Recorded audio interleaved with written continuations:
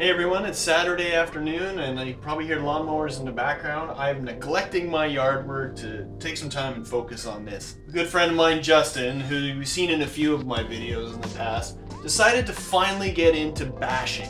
So he traded up one of his prize crawlers for this Losi Lasernut. He got it from somebody who apparently works at a hobby shop. He was so excited when he got home, he revved it up in the backyard and immediately there was some smoke. Needless to say, he asked me if I could help him out, and I said, of course, brother. Now, the reason this has no wheels is because the guy who had it before put on 1.9s, and the inside of the bead locks were grinding and binding. At first glance, all in all, the components are in really good shape. The shocks are. There's a little bit of trimming done in the back to modify it. I think what the guy was going for was like a UT4 crawler, so the sway bar is gone off the back. I opened it up and took off a little bit of the tape on the ESC because I wanted to test it out. And the very first thing that I found was this. Yeah, that's some hobby shop quality workmanship. That, needless to say, that shorted out the ESC, and now this ESC is toast. Also, something very interesting is, well, there's an MIP drive shaft in the back, but it's also going to a crawler gearbox that has been chopped and modified to make work. Now, just feeling that, there's quite a bit of resistance. It all just led to that ESC getting fried. I get it, in this hobby we all do modifications. Sometimes they work, sometimes they really don't. And in this case, it really didn't. And it was kind of sold as it did. And I feel really bad for Justin because in the first 20 minutes of being excited to finally get this thing going, it literally caught fire. Like, that sucks. So we're gonna make it right. Another little thing that I noticed after the fact was, well, Justin knew that I was probably going to do something for him, so he slipped me a 50.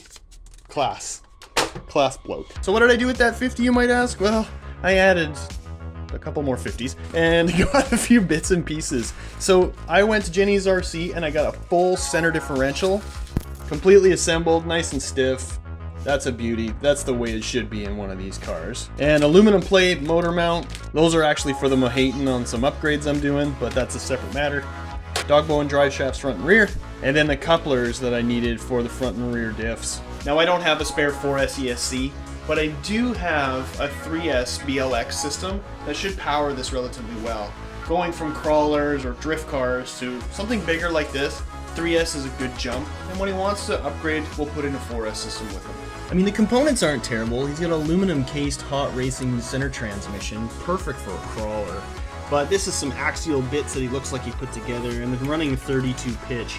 So we're going to change this all out to mod 1. I don't know if the motor's still any good, so we're going to rewire it and see what this actually can do as it stands.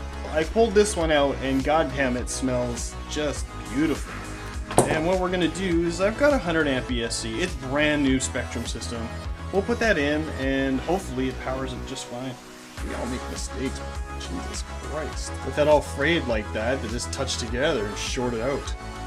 The mounting worked perfectly. It was literally just a straight swap.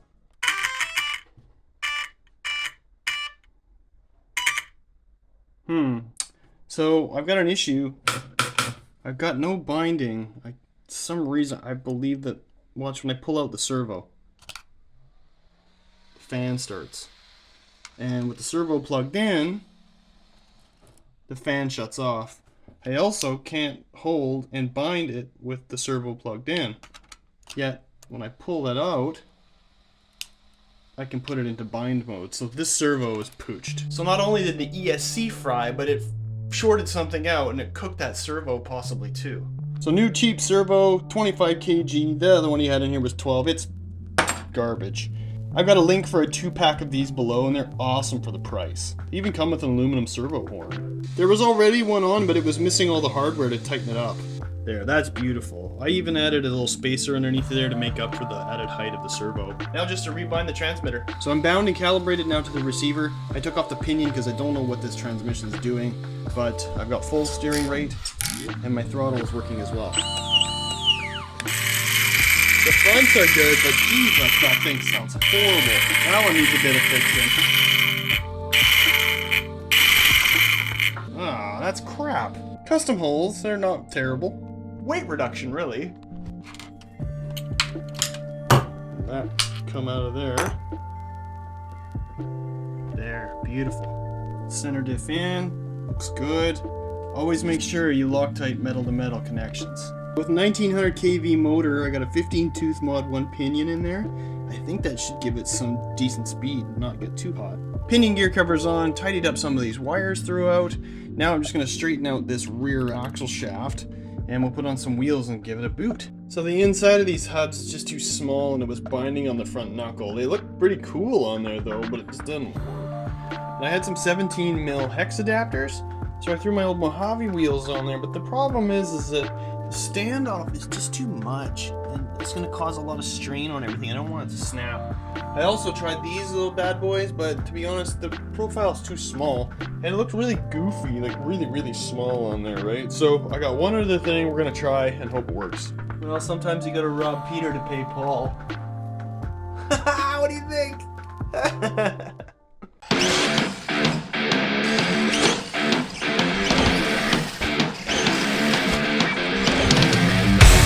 He likes it. I think it's pretty cool. Houston, we have a problem.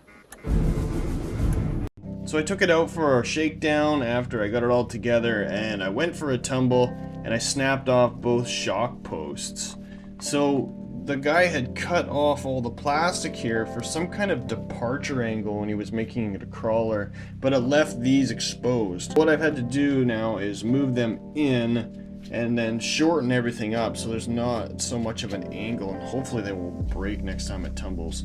The shocks were also filled about a third full with like maybe 15 weight. So I put some 60 in there and that should put some meat back in the rear end. There's also some wicked clicking in the front diff on hard braking and I can feel that there's... yeah, that's too much play. That's what's causing it. Took apart the diff housing and all the grease inside was super thick, like chunky and sticky. That tells me that the silicone inside this diff or whatever was used has been leaking out into that oil. If you look, you'll see that those screw heads are also kind of popping out and one of them is stripped. So this has been leaking for a bit and that's probably one of the reasons why it's not fitting against the input gear. I don't know what's in this diff, but I got some of it out and it's literally like putty.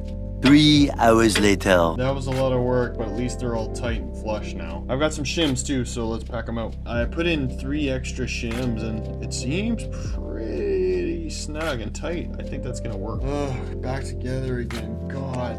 That's like a side quest you take and then when you get the sword reward at the end, you've already out-leveled it because the quest was so goddamn hard.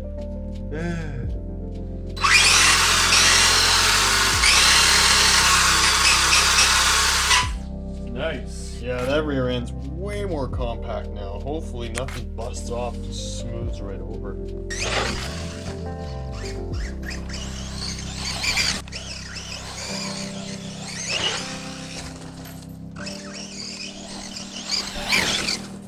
Okay, we're here. We're gonna send it. First go. Yeah, Justin's first real bash. I'm excited for him. Yeah, I'm sure I'll crush it.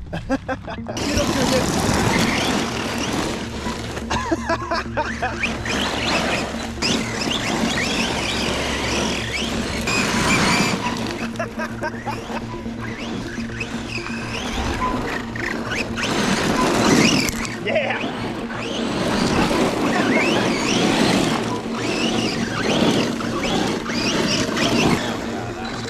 Just gotta feel it? Come on. First 30 seconds, I was like, I got this. Yeah.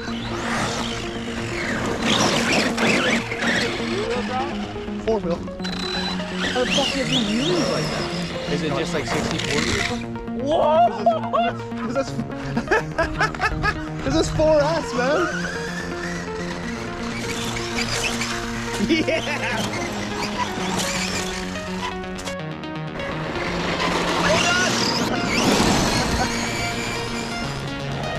This is nice, I kind of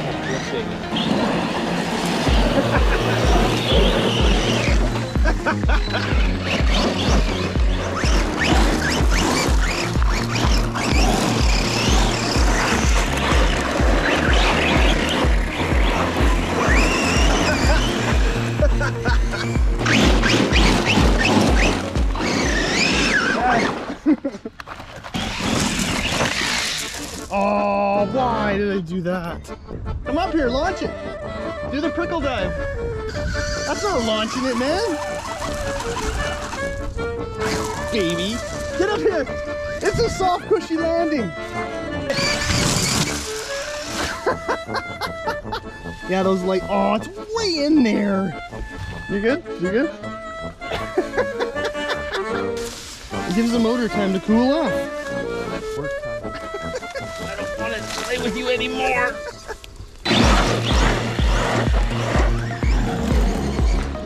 I'm so happy. Yeah! That's a hero shot there. That's the way it should have been when you bought it. I was like ready to run. He's like, yeah, man. Ready to catch fire. Right.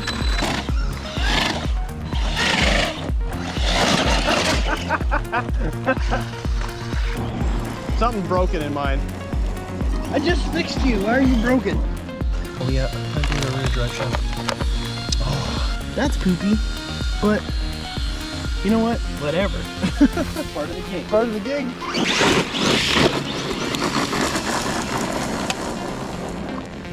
The thing was just throwing rocks like 50 feet.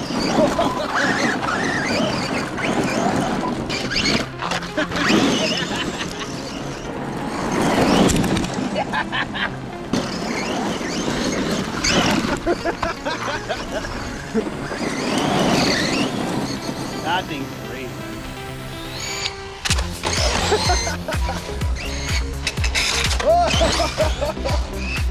You're getting the hang of it, buddy. I meant to do it on that. Yeah, you're fine. My neighbors are gonna hate me. Oh yeah, they will. They will. Might be pretty toasty.